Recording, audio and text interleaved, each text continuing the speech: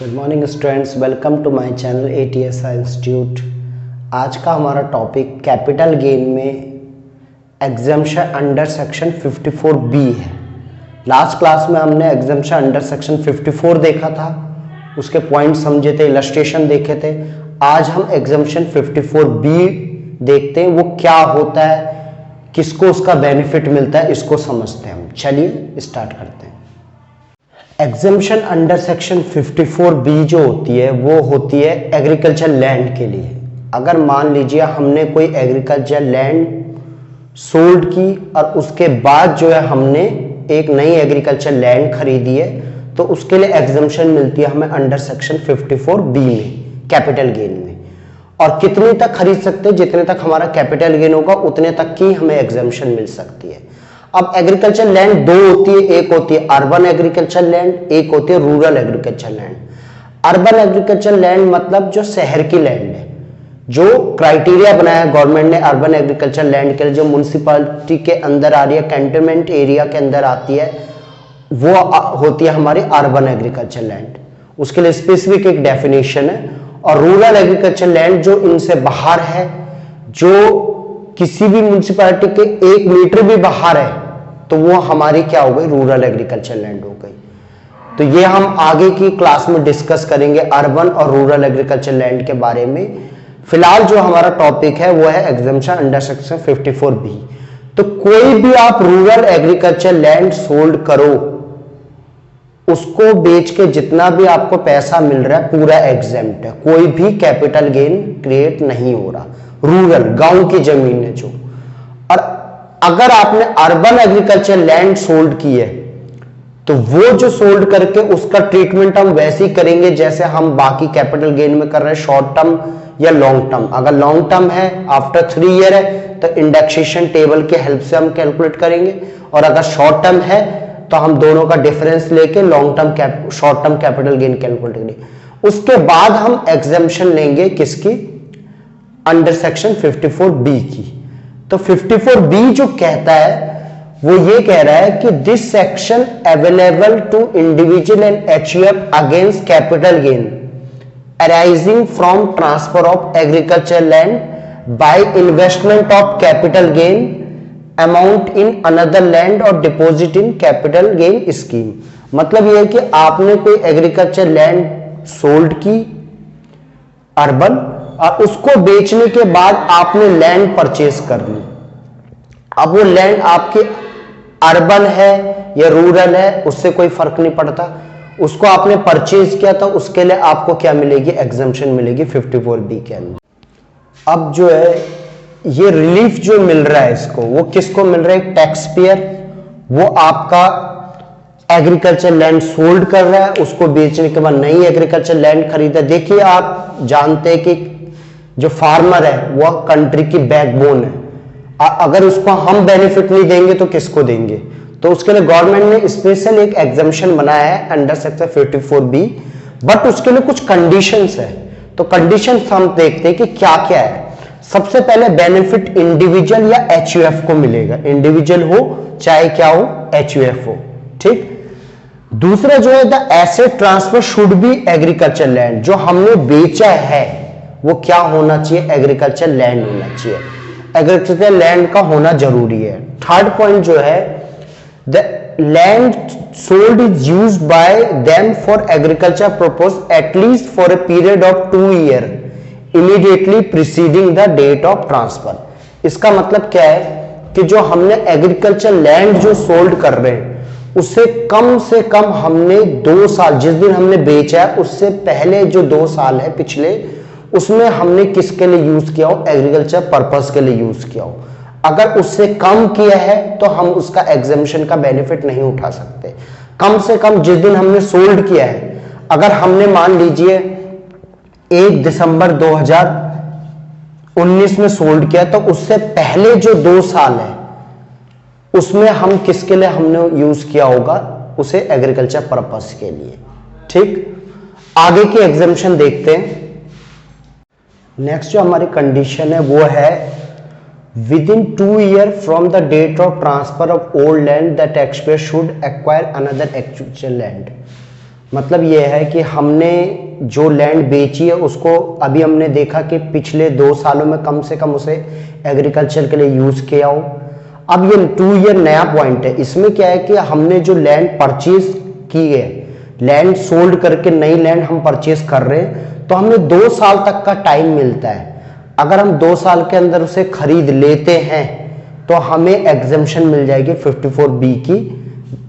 But अगर हम 2 साल बाद खरीदते हैं तो ये एग्जेम्पशन अलाउ नहीं होगी, हमें 2 साल के अंदर ही खरीदनी पड़ेगी। और जो हमारी रिटर्न की डेट होती है उस डेट से पहले हमें या तो कैपिटल गेन अकाउंट स्कीम में डिपॉजिट करने होंगे पैसे, या फिर लैंड परचेस करनी होगी और ये दिखाना होगा कि हमने इतने की लैंड परचेस की है। मैक्सिमम जो टाइम मिलता है हमें 2 ईयर का मिलता है लैंड परचेस करने के लिए। मैक्सिमम जो एग्जेम्पशन मिलती है हमें कितने की मिलती है, जितने का कैपिटल गेन हो। अगर कैपिटल गेन हमारा 10 लाख है तो 10 लाख तक ही हमें एग्जेम्पशन मिलती है। इसे हम अभी इलस्ट्रेशन की हेल्प से समझेंगे सारे पॉइंट्स। अगर मान लीजिए tax payer In case taxpayer not able to purchase agriculture land before the date of furnishing ITR, the amount of capital gain must be deposited before the date of filing return in the public sector bank or IDBI bank, but should be spent within 2 years। मतलब यह है कि agriculture land हम एकदम से नहीं खरीद रहे, ये रिटर्न फाइल करने से पहले नहीं परचेस कर पा रहे, तो उस केस में हम क्या करेंगे, इस अमाउंट को डिपॉजिट कर देंगे कैपिटल गेन अकाउंट स्कीम में। कहाँ, किसी भी पब्लिक सेक्टर बैंक में जो अर्बन एरिया में हो, रूरल में नहीं, अर्बन एरिया में हो, या आईडीबीआई बैंक की ब्रांच में। इनमें हम पैसे को जमा कर देंगे और अपनी रिटर्न फाइल में हम ये दिखा देंगे कि हमने इतने पैसे जो है कैपिटल गेन अकाउंट स्कीम में डिपॉजिट किए हाउस के लिए, तो हमें उसकी एग्जेम्पशन मिल जाएगी। बट जो पैसे डिपॉजिट किए हैं उसको हमने स्पेंड करना है नेक्स्ट 2 ईयर के अंदर ही, 2 साल के अंदर ही उसे हमने खर्च करना है। ठीक, तो हम उस अगर हमने 2 साल के अंदर उसे स्पेंड नहीं किया तो दोबारा से क्या हो जाएगा, टैक्सेबल हो जाएगा आफ्टर 2 ईयर। ठीक है, तो इस जितने भी हमने पॉइंट देखे उसको हम एक इलस्ट्रेशन के थ्रू समझते हैं ताकि अच्छे से समझ आ जाए। चलिए इस इलस्ट्रेशन को समझते हैं। मिस्टर एक्स ने सोल्ड की एक एग्रीकल्चर लैंड, जो है एग्रीकल्चर लैंड है, वो उसने 50 लाख में आज सोल्ड की है। कब? 1 दिसंबर 2019। उसके बाद उसने लैंड परचेज कब की थी, वो करी थी उसने 1 जुलाई 2008 में। तो जुलाई है तो मतलब 8/9 में उसने परचेज की है। कितने की? 10 लाख की। इसके बाद उसने लैंड को बेचने के बाद उसने एक न्यू लैंड खरीद ली 30 मार्च 2020 में। कितने की? 15 लाख रुपए की। ठीक, तो पहले हम कुछ पॉइंट्स देख लेते हैं। सबसे पहली चीज, लैंड एग्रीकल्चर लैंड है। दूसरा पॉइंट, एग्रीकल्चर के लिए यूज हो रही है। तीसरा जो पॉइंट है हमारा कि मोर देन 3 ईयर है, 36 मंथ से ज्यादा का गैप है, तो मतलब हमें long term capital gain calculate करना पड़ेगा with the help of indexation table. ठीक, अगर 3 साल से कम होता तो शॉर्ट टर्म कैपिटल गेन होता इन केस ऑफ लैंड। और जो हमारे पॉइंट है कि उसको बेचने के बाद उसने लैंड खरीदी है 15 लाख की। वो कब खरीदी है उसने? 30 मार्च को। नॉर्मल जो हमारी रिटर्न फाइल की डेट होती है वो हमारी 31 जुलाई होती है। उसमें हमें शो करना पड़ता है कि हमने कितने की लैंड खरीदी है। अगर लैंड नहीं खरीदी है तो उस पैसे को हमने डिपॉजिट किया है कैपिटल गेन स्कीम में, कितने पैसे को, तभी हमें एग्जेम्पशन मिलेगी। अगर हम उसमें शो नहीं करेंगे तो एग्जेम्पशन नहीं मिलेगी। तो उसने 15 लाख की खरीदी है मार्च में, तो मतलब रिटर्न फाइल करने से पहले खरीदी है, तो उसको एग्जेम्पशन मिल सकती है। तो अब इसको हम सॉल्व करके देखते हैं। तो सबसे पहले सेल कंसिडरेशन, सोल्ड जो किया उसने कितने में किया? 50 लाख। तो 50 लाख हमारी सेल हो गई। उसके बाद उसने कोई ब्रोकरेज वगैरह कुछ एक्सपेंस नहीं है, तो एक्सपेंस मिल है। नेट सेल भी हमारी कितने की हो गई? 50 लाख। नेट सेल जरूर कैलकुलेट किया करो क्योंकि उसका यूज एक एग्जेम्पशन में होगा। उसके बाद हम लेस करते indexation cost of acquisition, acquire करने की कॉस्ट। तो एक्वायर करने की कॉस्ट में जो मैंने आपको बताया था, जितनी हमारी कॉस्ट है हमारी कितने की? 10 लाख परचेज करने की। इनटू ऊपर कौन सा ईयर आता है? जिस ईयर में हम सेल करते हैं उसकी इंडेक्सेशन टेबल के हिसाब से जो वैल्यू है, तो वो जो है हमारी कितनी है 289 अपॉन में जिस ईयर में हमने उसको परचेज किया। तो परचेज कब किया हमने, जुलाई 2008, तो 8-9 की हम वैल्यू देखते तो वो है हमारी 137। तो नीचे आ गया हमारा परचेज की वैल्यू, ऊपर आ गई 289 जब सेल किया है। अब इसको अगर हम कैलकुलेट करते हैं 10 लाख इंटू 289 डिवाइडेड बाय 137, तो ये हमारा है 2109489, मतलब 21,09,489। इसको लेस करेंगे हम 50 लाख से,